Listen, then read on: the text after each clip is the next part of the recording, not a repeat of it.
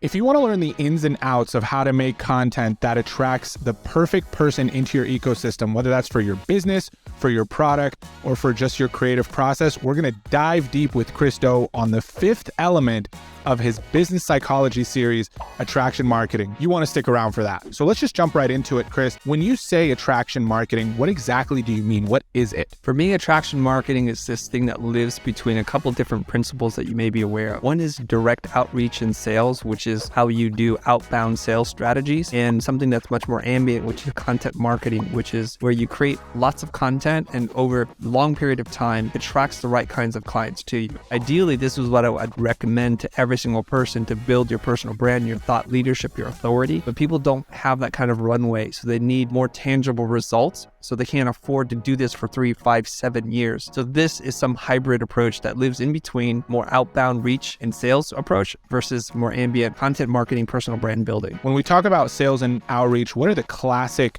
kind of behaviors that you have to do to ensure that you get that kind of result? Short of cold calling people or cold emailing or cold messaging people, the next version of that is something like this. And you see this framework being used by a lot of people. I do this, I help clients with this, and if you need help with this, talk to me now. So it's very clear, very transactional, it's hyper-focused. We spoke to Richard Moore recently on LinkedIn on a live LinkedIn audio conversation. He teaches people how to do sales using LinkedIn, period. And the premise was how to go from creating content to getting customers. And he's like, most of what I do teaches principles around direct sales via social media, more specifically on LinkedIn. Very rarely are you going to see a piece from him about a personal story, something emotional that he's going through, because he just wants people to know and associate him with the idea of direct sales strategies using LinkedIn specifically. So even while he's making content, which we could argue is the inbound marketing that you said, he is using direct sales practices in that content. So as soon as you visit his page, you're like,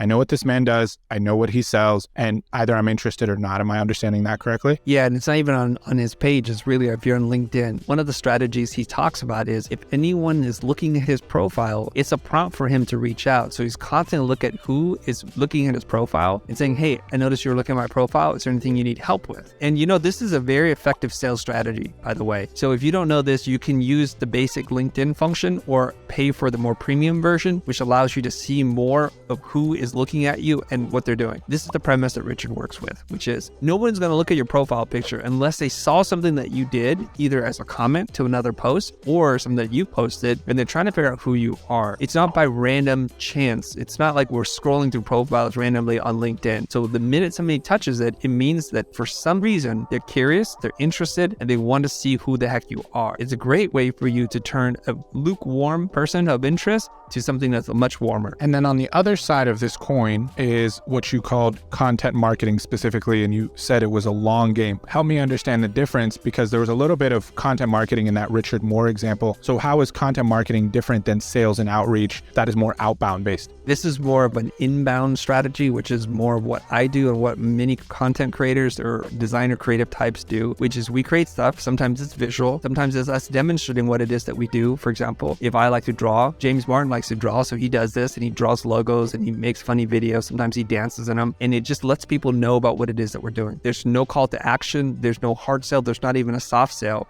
And in presenting his work over time, he may gain followers, and some of those followers might be people who want to buy a logo from him. And so then the onus is on them to reach out to James saying, hey, I love what you do. How much is it? And I'll give you an example. This is a real life example right now. I was going through my Instagram feed and I'm looking at this typographic animation thing. And Instagram knows that I like typography, design, and animation. And I see this thing and it's pretty cool. It's an animated typographic poster on a bus board or something. And then it's a tutorial on how to create this effect using gradients in After Effects. I instantly follow this person and I reach out in their DMs. I say, hey, how much does it cost to make that thing for something I'm looking at? This person gave me a price. He said $3,000, $3,000 to $4,000. I said, the most I have is $3,000. Is this something we can do? And he's like, yes. I said, well, send me a proposal. Let's go. He wasn't looking for me as a client per se, but by demonstrating what he does, his expertise, his art, his skill, his personality, he's able to attract people to you. There's no direct correlation between that post and me seeing it and me reaching out. I want to just share for the audience, the key distinction here is if you are doing sales outreach behaviors, you are inquiring to the end consumer. You are going to the client first. When you're doing content marketing, if you are strictly doing it, because Chris mentioned earlier, there's a hybrid approach, the audience is inquiring because of all the goodwill that you've put out there. Talk to me about what the hybrid approach would look like, because like you said earlier, not everybody has the bandwidth or the runway to sit there and just make content without ever asking. So what would the hybrid approach look like between these two if they were to coexist? I think that's what we're going to talk about in terms of what we're planning on doing for the workshop, because I realize people don't have the luxury of creating content for the sake of creating content, or perhaps they're creating content with a poor strategy to begin with. So you could create content for 100 years and get zero inquiries for new work.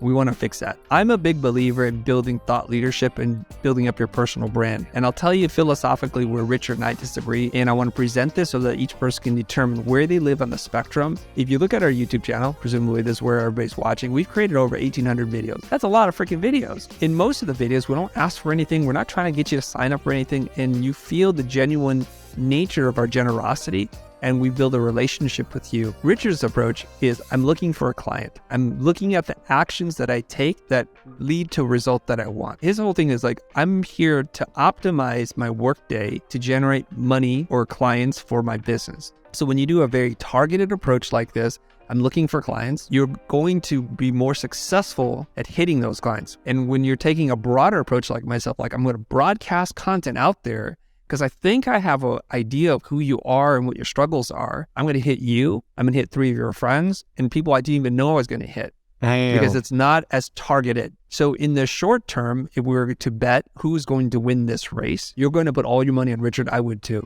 because he's going to make more money in the short term. But if we step back and say, who's going to make more money? Who's going to be more valuable? Who's going to be a key person of influence 3, 5, 15, 25 years from now? It's not so clear of an answer, because what we've done is we've built community, we've created value. And the thing that you mentioned before is we've created a lot of goodwill. And when you create goodwill, people give you the benefit of the doubt.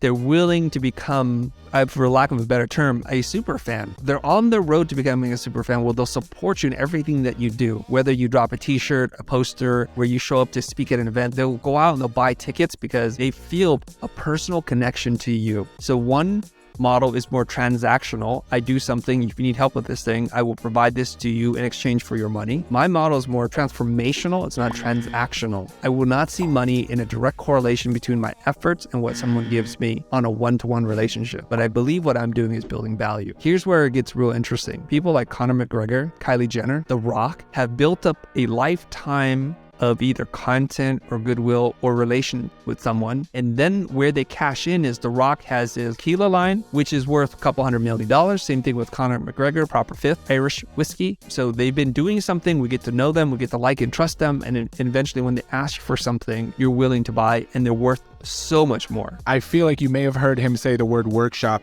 He'll be going into a deep dive explanation of all of this across the European tour, which will start in April. So if you're interested in doing something like that and you've enjoyed these 5 video series, that is something that I would highly encourage you to look in the description on. Before we go into the hybrid approach, Chris, the way I understood that is the first one is a strictly sales approach, hence the transaction. The next one is a brand approach, to where at any point, once you've given so much goodwill, you could technically sell anything if it aligns with your brand, because the audience trusts your brand and the things that you deem worthy of buying. My question is, what are the things that someone needs to consider when they decide which camp they're in and how they navigate their marketing? And I want to be clear that you don't have to pick one or the other. You could do both. You can actually create content that's actually transactional and create longer term content that's transformational. But you start to muddy up the waters a little bit, because sometimes you're selling and sometimes you're not. And I guess we do some version of that. If you are in need of money, like you can't eat, you can't pay rent, you owe money for taxes, your partner's going to leave you, your children are in rags, you need to focus on building a business and getting a sale. You don't have the luxury of the runway that it's going to take to build goodwill up with your community, your audience, and potentially some of your customers. You got to take care of your business first, get your house in order. So in that case, I'm going to recommend that you go for a more direct sales approach, a more outbound versus an inbound strategy. What are some of the things for them to decipher if they should go the inbound route, aside from they don't need money right now? Once you have your basic needs taken care of, we're not talking about living a life of luxury and having fancy sports cars, but you have money for rent, for food, you can go out on a date, you have a little nest egg in case bad things happen, your rainy day fund, you're good. So really what you want to do now, you have to think about, where do I want to be 3, 5, 10 years from now? And you move into authority building. So this usually is chronological, like in terms of how this usually develops, but not always, is you've got some training, whether it's self-taught or you've learned it in a university, you're a practitioner repetition of the thing that you learn. You've been able to do that for a period of time, and you might have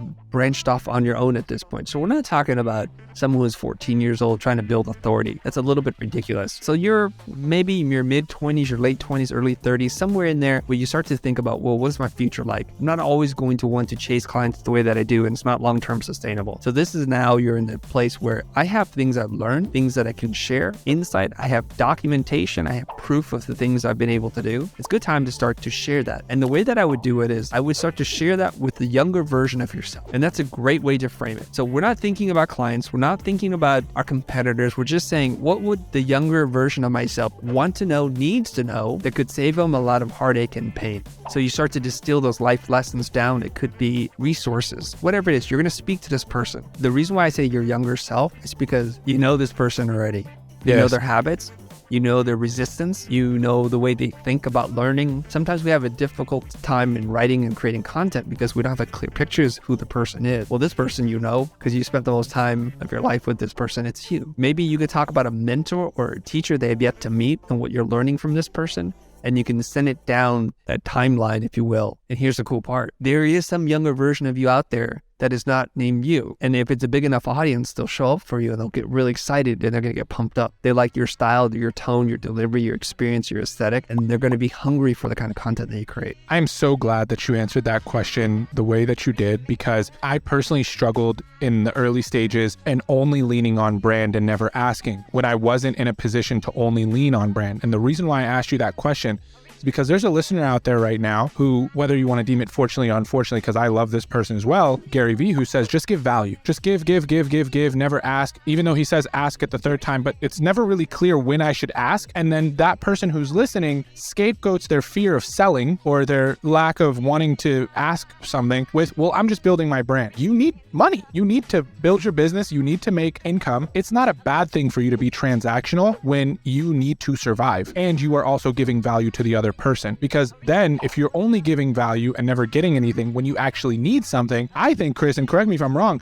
you can start to feel that disingenuousness when you're like building a brand, but you also want to transact. And then it just breeds resentment in the person who's doing that. There's a lot that you said there, but the part I'm going to zero in on is this part. Some people mistakenly mix these two strategies. They think one, they execute like the other. I'll give you an example. You really want sales, you're transactional and you're starving, but you're playing the long content game, but you actually don't behave like that. So you're actually not giving value. It's a thinly veiled disguise and most people can see right through it. Yes. And I think it's better that you recognize who you are, where you're at in your life, and be super clear and transparent, because you're not fooling anybody. You and I follow people, and maybe some of them overlap, where all they seem to be doing is selling to you all the time. And if you need that service, if you want that piece of information, you're going to support it. You're going to say, I want to reach out to you. Let's do work. I'm going to keep following you. Oftentimes, especially I find it with myself, that you want a sale and I'm not here to buy anything. So I'm going to unfollow you. I'm going to tune you out for a while. I'll check in with you in 3, 6, 9 months, but from this point forward, I'm going to tune you out. And that's the danger of wanting to sell to people all the time. It's hard to argue against the person who's selling all the time when they're putting a whole lot of money away. You're like, okay, I get it.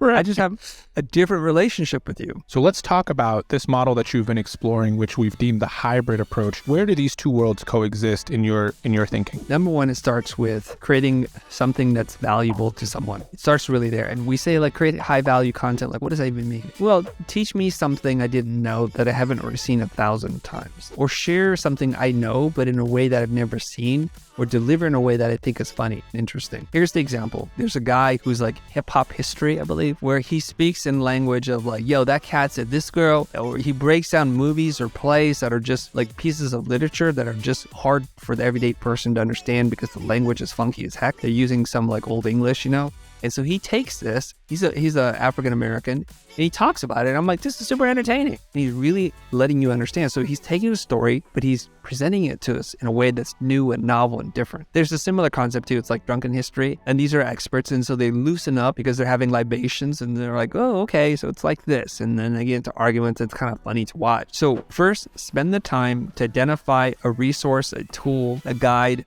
a study that you've produced and package it. Package it in your voice, your tone, the colors and logos of your company, whatever it is that you do, and package it up. And that's how you can determine if it's a high value piece of content. What is the market rate for this piece? Like, what would somebody literally pay to know? And if you can say zero, then that is worth zero. So your target is something about $30 to $100 worth of value. That's good enough. And some people might then underestimate and say, well, nothing I do is ever valuable. Well, let's not overcorrect here. We just want to have an honest conversation. If you were to ask a neutral friend to look at this thing and say, would you pay money for this and how much would you pay? And they give you an honest answer, then you know. Okay, so I spent a month and a half designing, figuring out something. Let's just say whatever it is. And now I want to share that with people because it's going to help them. It's going to make their life easier. It's going to get them closer to their goals. Now, I'm not going to just upload a PDF and say download the whole thing. I want to build a little rapport and I want to use the social channels to my benefit. So what I'll do is I'll extract some of the high value nuggets from this guide, this study, this report, whatever it is. I'm gonna write a post about it. And I'm gonna say something like, for example, if you write email copy and you're doing direct sales via email, you figured out the 100 subject lines that have the highest open rates and you've run 10,000 campaigns. So you have some evidence. Remember that part about you're in this place in your life where you've done stuff, you have proof and evidence. Okay. You can then jump on a platform like LinkedIn and say, here are 3 subject lines that are guaranteed to outperform anything that you're writing. And you would give it to them and you would explain why. So you're adding a little more meat on the bones. And then you would say something like, I've actually just finished writing the top 100 highest performing subject lines over a 4-year period, 10,000 different campaigns tested. I'm going to give it to you for free, no strings attached. Just comment this word below so I know who to give it to. So this is the hybrid approach. This is also Richard's approach, by the way. So now I've got something valuable. I've created interest. The way that you've written it is just super enticing and there's value already delivered in this. And so naturally people are very curious, like, wow, these 2 are so good. What did the other 97 look like? I want the rest. And so now what you've done is you've asked the audience to self-identify. I'm a person who writes emails and I'm looking for clients and I need to know what subject lines work. If somebody's not interested in that, they're not going to read your posts. They're not going to engage with you. They're definitely not going to comment below, whatever the magic phrase is. Now they've identified, and now they're giving you permission to reach out to them. Quite literally, they're saying, yo, I want the rest of this, please. So you could say something like, hey, I just wanted to provide this resource to you. Thank you for downloading it. I'm curious, is there a problem that you're trying to solve? It doesn't have to be much more complicated than that. Or out of interest, was there anything that caught your eye? What part stood out for you? And if it feels like they're aligned with their problem, what you can do, then you should escalate and you should ask for the next thing. And the next thing that you're going to ask for is, I have 3 time slots available next week where I spend 25 minutes helping people just like you diagnose their email campaigns. Is this of interest to you? So you're asking them to make very small commitments where each time they engage, you're going to give them increasing amounts of value. This is the classic structure of permission marketing by Seth Godin. So what we're doing in this modern age of social media is we're asking for people to volunteer to enroll in a long-term marketing campaign where with each interaction that we go deeper, we get increasing amounts of value. So first piece of value is here are the 3 highest performing subject lines for email campaigns. Here is the 97 remaining pieces of value in terms of highest performing subject lines for an email campaign. And now I would love to give you a diagnostic that's free to you to look at what you're doing, to discuss what your goals and challenges are, to see if I might be able to solve them. Then if they agree to that Zoom call or whatever meeting, then now you can sit there and diagnose, provide more value. And at this point, you can then tell them at the end of this, I'm going to tell you about a way that we can work together only if it feels right to you. So you're telling them this is a sales call, but I'm not going to apply any high pressure thing to you. I'm just going to park it at the end only if you're interested. And then that prospect's like, I think we need your help. What's the plan look like? And that's how you go from strangers to friends and friends to customers. That's the process. That's attraction marketing. So if someone were to the hybrid approach, I love it. I want to do it. What should be their first course of action on the thing that they get right before they're like, okay, I need a free sample. I need a funnel. I need to be able to convert in the DMs. Like, what do they need to get right first? Well, get clear on your audience. Who is it that you're marketing to? Do they have an urgent desire to solve a very uncomfortable pain point? Do they have the means to be able to buy a solution to them? they don't have the means, it's not any good. So you can solve a problem for someone, but they can't afford the solution. It's not going to really work. So for example, if somebody is in like a lower income bracket and needs to go from point A to point B to go to work, but they're not in a place where they have great credit, or they have a down payment, or they're even contemplating buying a car, they don't really care how sophisticated your funnel, your marketing campaign is. They just can't buy a car. Really what you should do is be solving other kinds of transportation problems for them. Maybe a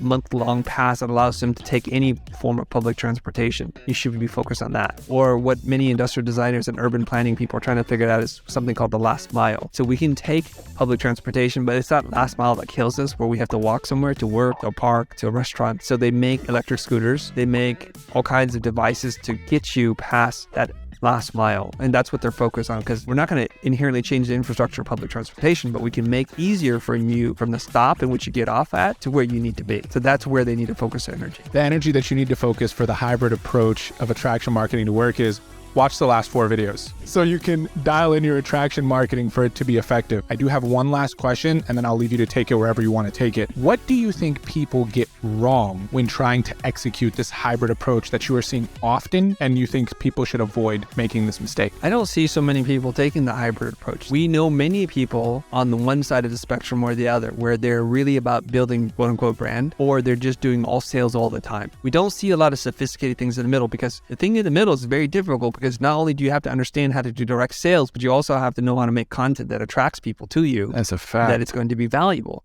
So there are going to be inherently fewer people who can do that, because A, they're not aware, and B, it's not easy. So I don't really have an easy answer for you there. No, I think that answer was sufficient. It is probably still not as long of a game as strictly building brand when you need money, but it is a sophisticated game that will be challenging at first.